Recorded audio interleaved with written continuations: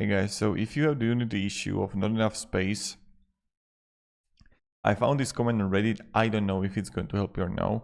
Is it resolved itself with a restart in my case? I had the same issue on the same 82 version and have multiple drivers all with ample space.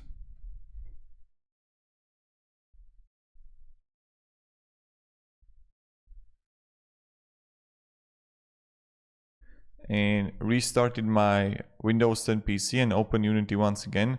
Error disappeared and said the editor was installed correctly and I was able to create a project just fine. So if you don't kind of like have enough space, try to do that. Maybe it's going to help you. I don't know.